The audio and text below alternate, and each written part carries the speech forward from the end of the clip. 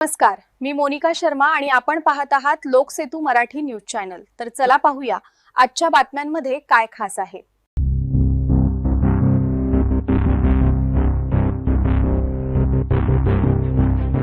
प्रकाशा येथील जिल्हा परिषद शाळा इयत्ता 1ली ते 4थी आणि अंगणवाडी परिसराला सुरक्षा भिंत नसल्यामुळे लहान मुलांच्या सुरक्षेचा गंभीर प्रश्न निर्माण झालाय। नुकताच अंगणवाडीत साप शिरल्याची घटना घडल्याने ग्रामस्थांमध्ये तीव्र भीती आणि संतापाचं वातावरण पसरलंय। अंगणवाडीच्या पाठीमागे पक्की सुरक्षा भिंत नसल्यामुळे लाकडांचे आणि झाडांच्या सहाय्याने तात्पुरते कुंपण करण्यात आले।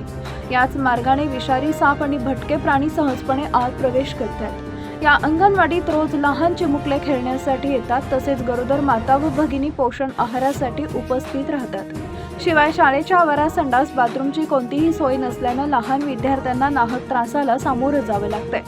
या शाळेत प्रामुख्याने आदिवासी वस्तीतील गरीब नागरिक आणि कष्टकऱ्यांची मुलं शिक्षणासाठी येतात। मात्र प्रशासनाच्या अशा बेफिकीर कारभारामुळे या चिमुकल्यांच्या जीवाशी खेळ सुरू असल्याचं विदारक चित्र आहे। ग्रामस्थांचा रोखठोक सवाल, ग्रामपंचायत आणि संबंधित प्रशासनाला वारंवार सूचना व निवेदन देऊ नये, या समस्येकडे सोयीस्कर दुर्लक्ष केलं जात आहे। उद्या जर एखादा विषारी सापाच्या दंशामुळे लहान बालकाचा किंवा मातेचा जीव गेला तर त्याला जबाबदार कोण? प्रशासन एखाद्या मोठ्या दुर्घटनेची वाट पाहत आहे का, असा संतप्त सवाल ग्रामस्थ विचारत आहेत। प्रशासनाने तातडीने निद्रावस्थेतून जागे होऊन शाळा व अंगणवाडीला पक्की सुरक्षा भिंत घालावी आणि स्वच्छतागृहाची सोय उपलब्ध करावी, अशी जोरदार मागणी ग्रामस्थांकडून केली जाते। प्रतिनिधी अनिल गुरव, प्रकाशा यांचा रिपोर्ट।